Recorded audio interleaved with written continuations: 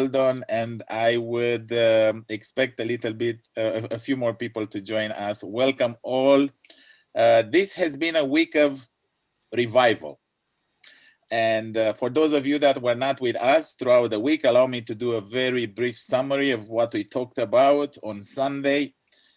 We started with talking about the tree of life that teaches us a lesson, and that lesson is everything takes time, including revival and reformation in our hearts. And the revival starts in our minds. The revival starts in our minds. Nobody can impose or enforce revival in by force, with the guns, with tanks, with an insurrection, with the revolution. That happens in our minds and hearts first and foremost. And then, because we are in December, and in December the Christian world celebrates Christmas, we reflected a little bit on the controversies that surround Jesus's birth, the Christmas season. And on Monday, we talked about the hotel owners in Bethlehem. And we we came to the conclusion that there were no hotels actually in Bethlehem at the time. Bethlehem was a poor village, and only a few people, if any, were able to afford an upper room. And we learned that the upper room was called Kataluna in Greek. It was Kataluna. And the Jewish home, or the house, the architecture of the house in the Middle East during Jesus' time was basically quite simple.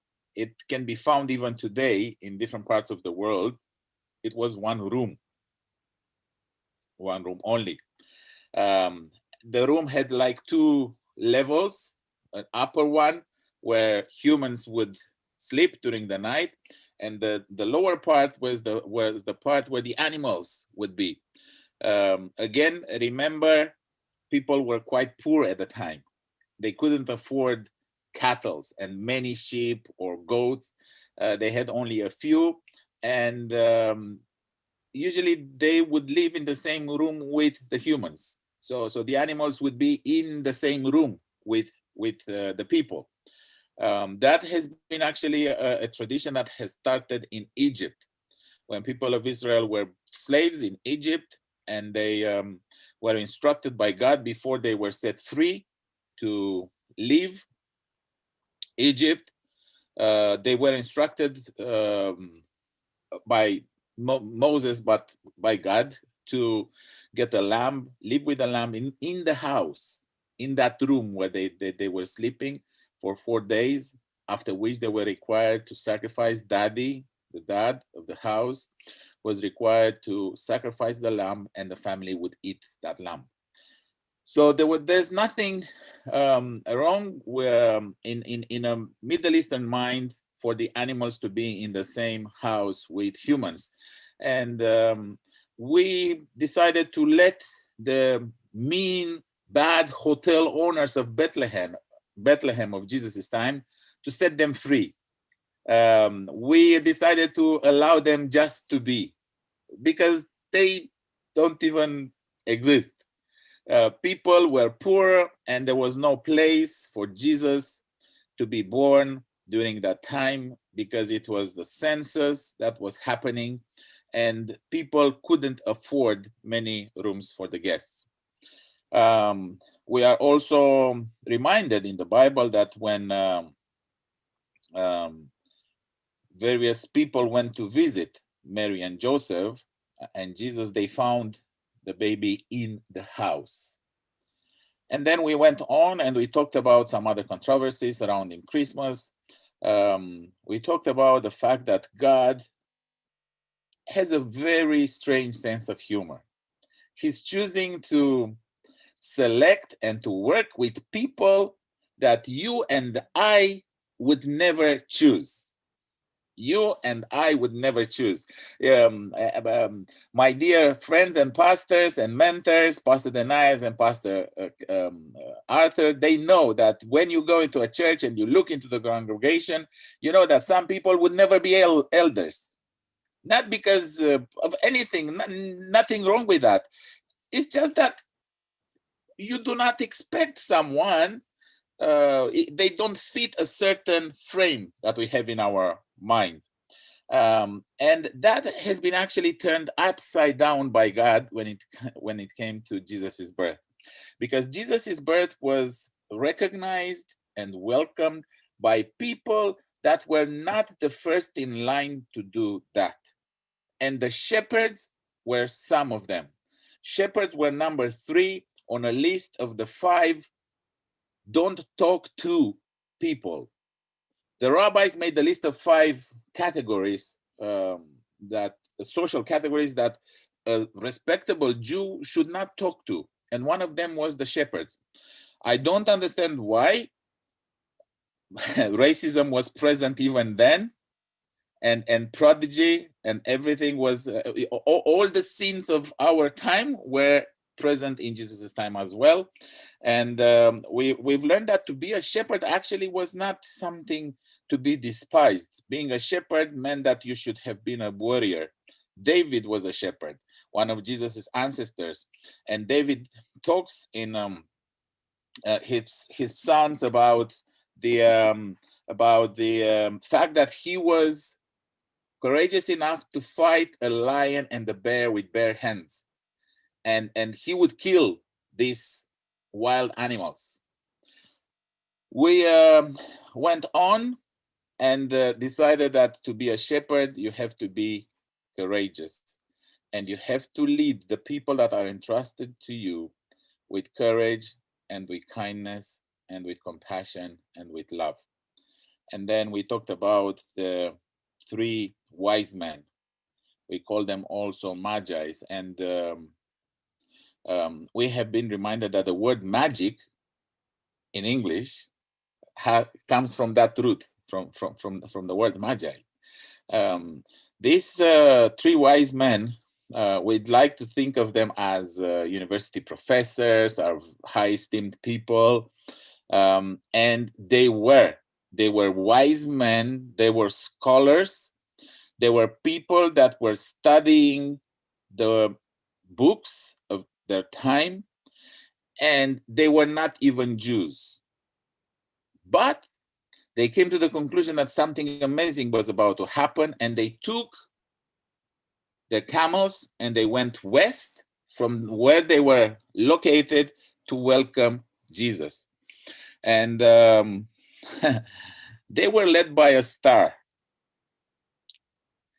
How would you feel to be led by a star on the sky?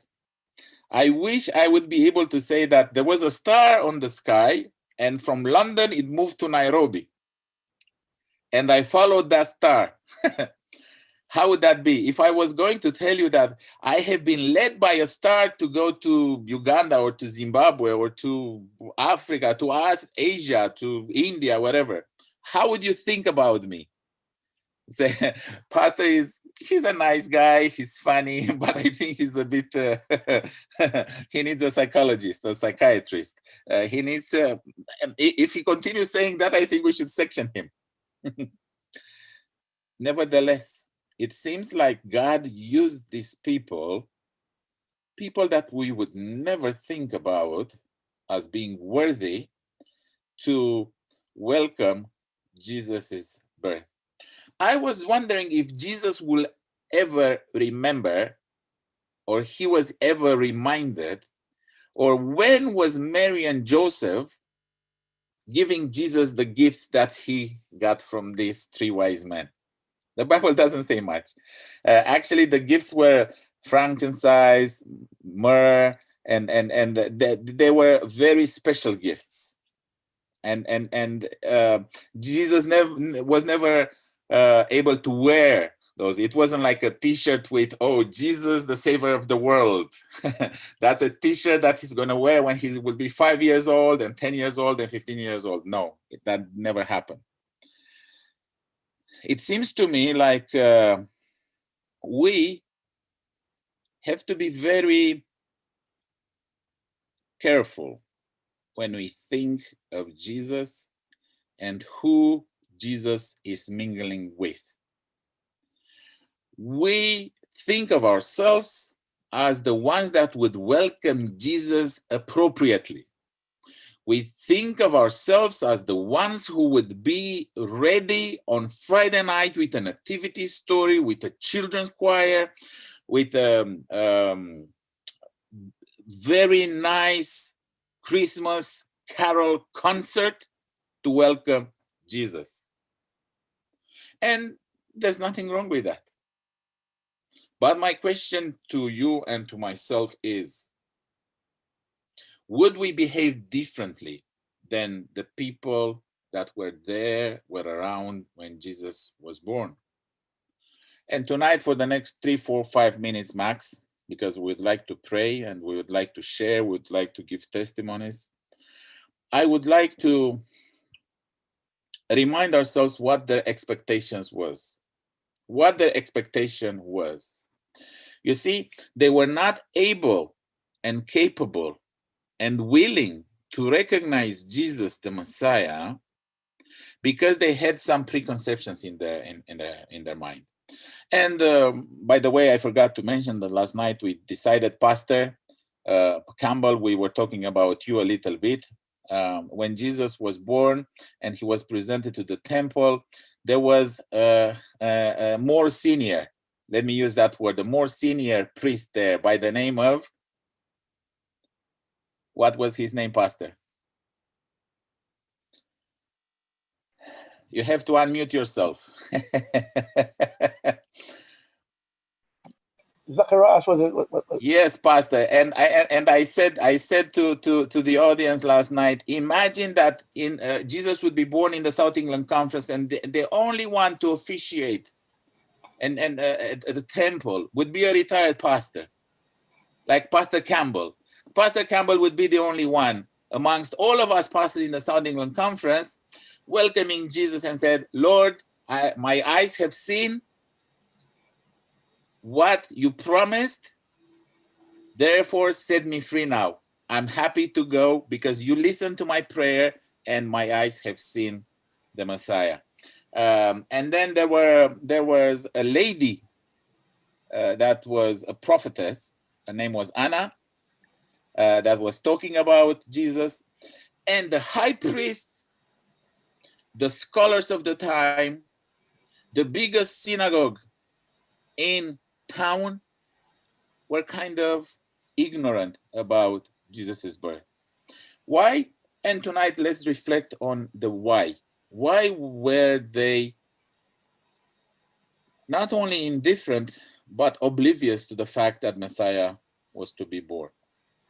And the popular expectation at the time was that the Messiah that they were waiting for, was supposed to come in the form of a king, in the form of a warrior, in the form of one that would create a revolution, that would take up arms, train the people of Israel, inspire them to take over the Roman occupation, drive the Roman occupation out, and reign as the king of Israel, and make Israel what they always dreamed to be, the greatest kingdom on planet Earth. That's the kind of Messiah they were waiting for. A Messiah that would not waste time to mingle with poor people. A Messiah that would not waste time going to parties, going to eat in the tax collectors' homes. The Messiah they were waiting for was the Messiah that would fight the Roman Empire, the Roman occupation, that would win that and would reign, making Israel the best kingdom on planet Earth. That is what they were expecting. Remember, even two of his disciples, not only them, but their mother went to Jesus and they said, now you are, I'm just paraphrasing, trying to make things a little bit more according to our understanding. Now, Jesus, you have already 12 people around you, so you're starting to act like many of us would expect. And I would like to request that when you establish your kingdom, my two boys, my two sons, will be one to the left and the other one to the right. In his conversations with Peter, if you remember, Peter said that he would like also to be prime minister in that kingdom, or to have a very high position. And Jesus is asking me, are you willing to suffer everything that Messiah is about to suffer in order to gain that position? And Peter was undoubtedly sure that he would, not knowing, not even thinking that what he was talking about was totally different to what Jesus was talking about. Oftentimes, we are in the same situation. We say that, oh, we love Jesus. We want to be part of this program. We want to organize this nativity. We want to do something special for Christmas for our family, because the family is the center of the Christmas celebration. And yes, we want to show people that we love Jesus for Christmas. And some of our Christian brothers, they wear a cross, a necklace with a cross. Others, as I share with you, have T-shirts that Jesus is their best friend, or they are fun Jesus. Being a Christian and the follower of Jesus is not easy. Whoever tells you that is an easy job, they would have to reconsider that option. Being a follower of Jesus, being with Jesus, being one that has been with Jesus, requires sacrifice, requires effort. And when I say sacrifice, I mean it. We need to sacrifice our own understanding. This is probably the most difficult thing to do in our Christian journey and our Christian experience. Changing our understanding about who Jesus is. Because you see, when Jesus was born, people that were supposed to know, to wait, to care for Mary, thinking, you, Mary, you have no idea what's happening to you. You are carrying the Messiah. You got pregnant by the Holy Spirit, and your baby is going to be the one that is going to save the world and is going to save the people of Israel. Nothing of such happened, although it has been prophesied. It was in the Bible. The Bible was clear and unequivocal about Jesus's birth, yet they did not see it. Are we in danger to experience their disappointment? Are we somehow prone to repeat their history? And I do not want us to go on a guilt trip. No, not at all. I don't want us to feel guilty. I don't want us to apologize or to ask forgiveness for something we do not believe that we should take responsibility for.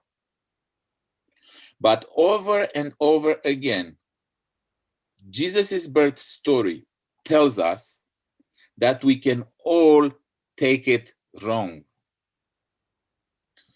I'm going to give you a very brief story to emphasize how is possible for us to miss the point. Those of you that are familiar with European history, and not only European history, we know that between 1939 and 1945, World War II took place not only in Europe, but it's called World War because it took place all over the world. And it started a few good years before with the ascendance to power of Adolf Hitler. Adolf Hitler was then the leader of the National Socialist Party in Germany. And he was a very special character. Adolf Hitler was a vegetarian. You may not know, but Adolf Hitler was a vegetarian. We watch films and movies from the World War II, and we see all the soldiers smoking and asking for a cigarette. Adolf Hitler was against, despised smoking, and he never drank in his life. Adolf Hitler was the type of a person that was very friendly towards children. He loved children. It's also a fact, a well-known fact, that Adolf Hitler was a brilliant communicator. When he spoke, people were mesmerized by what he was saying. Scholars have studied his speeches, and they came to the conclusion that the 20th century didn't have a better communicator than Adolf Hitler. Now, what happened, why I'm telling you a story of Adolf Hitler during a Vespers program where we talk about Jesus' birth. I'm telling you the story of Adolf Hitler because it's related to you and I. The Seventh-day Adventist Church in Germany at the time was quite numerous, but made some decisions that were quite controversial at the time. Out of all the churches in Germany at the time, the Seventh-day Adventist Church is the only one that has not been put out of legality. It was for a very short period of time by an error that has been fixed immediately by the Nazi Party. The Seventh-day Adventist Church continued to survive and function due to some compromises that they've made. Some of them are the following. They changed the name of the Sabbath school to Bible class. The Sabbath day was changed into a rest day. Why? Because we wanted to detach ourselves from the Jews that were the target of the Nazi Party. All the books that the Spirit of Prophecy books that were in danger to be regarded as offensive by the Nazi regime were withdrawn from our libraries.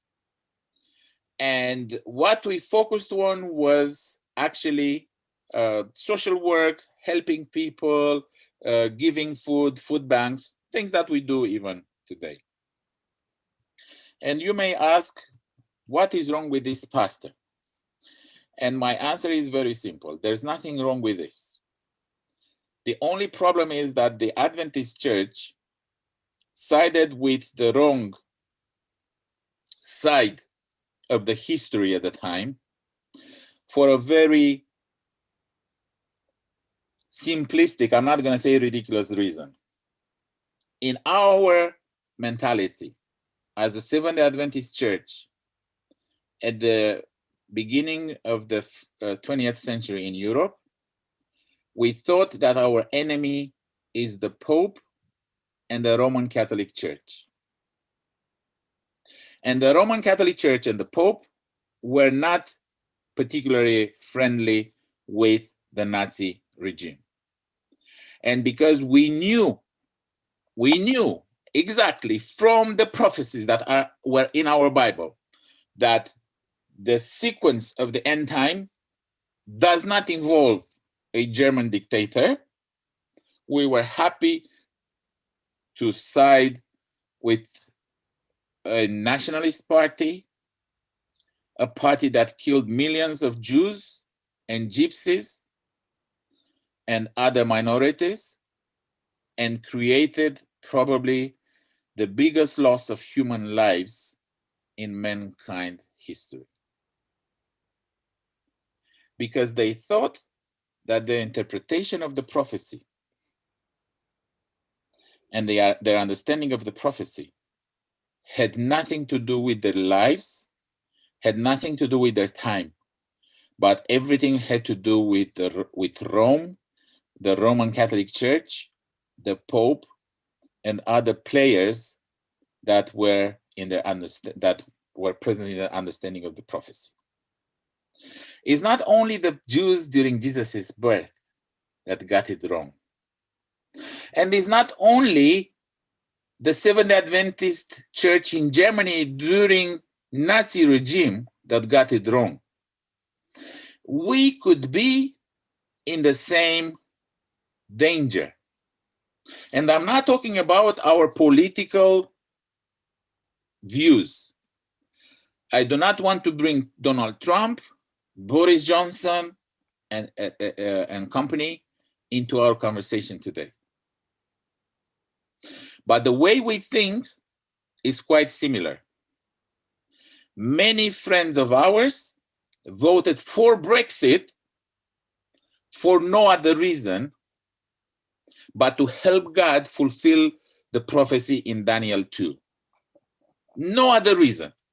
They voted for Brexit because they thought that by doing so, they helped God fulfill a prophecy that is found in Daniel chapter 2.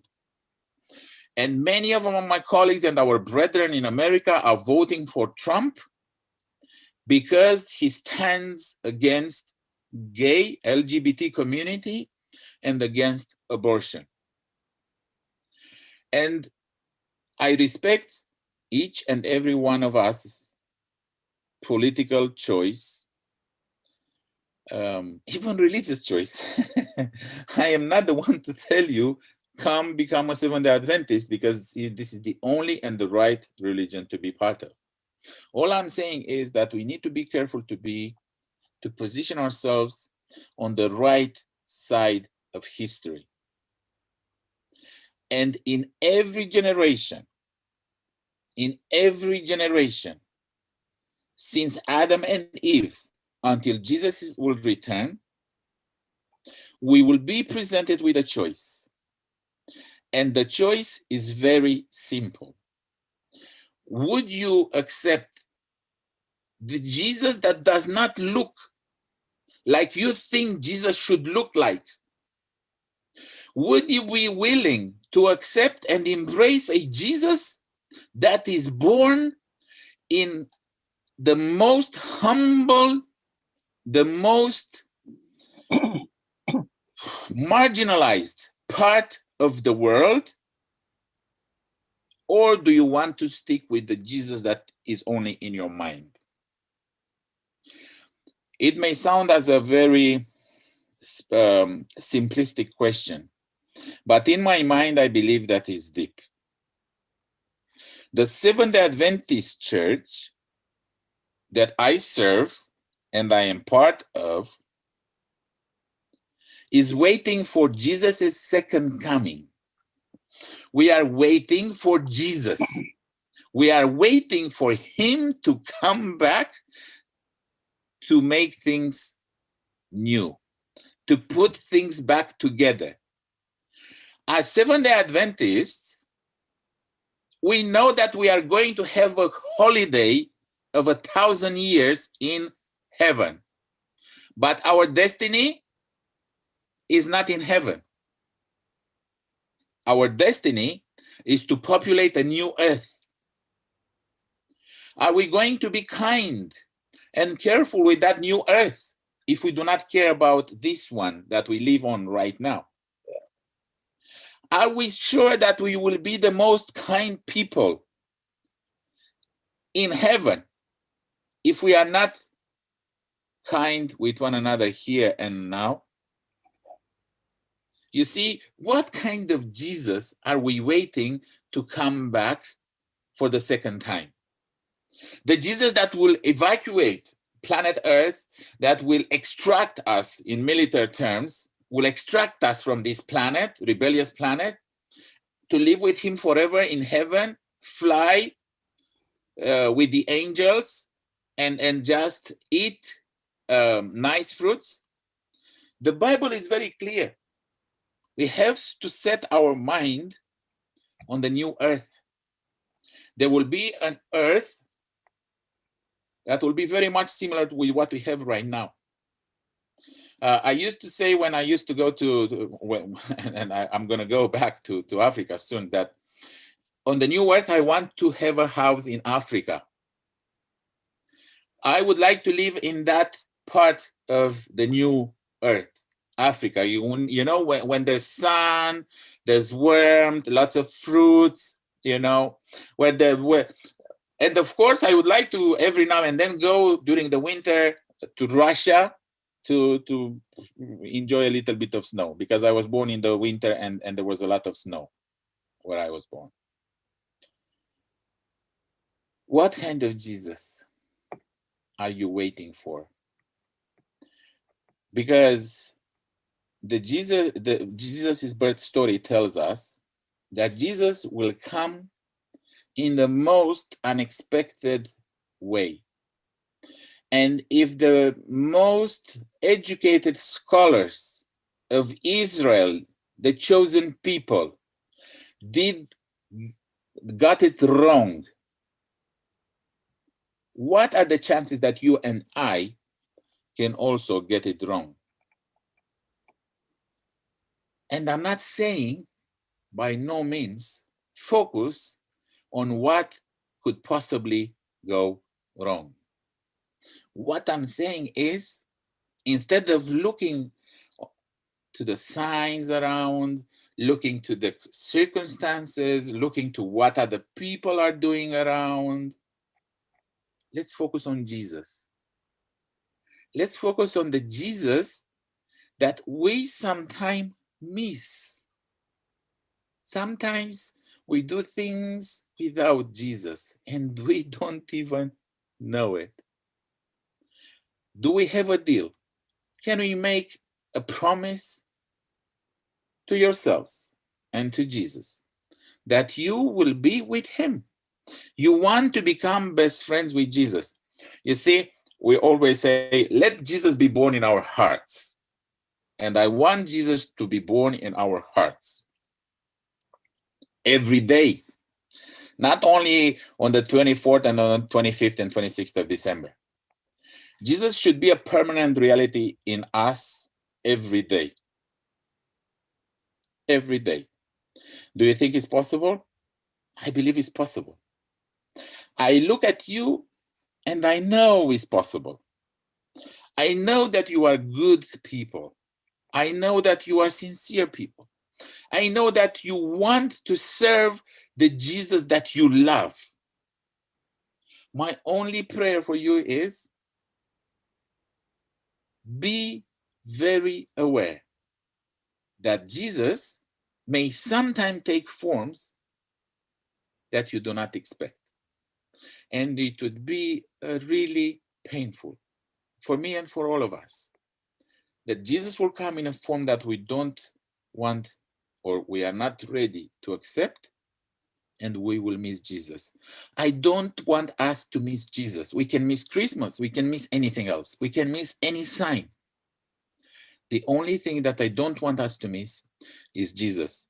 May God bless us and keep us. And may Jesus be a permanent reality in our lives. Amen.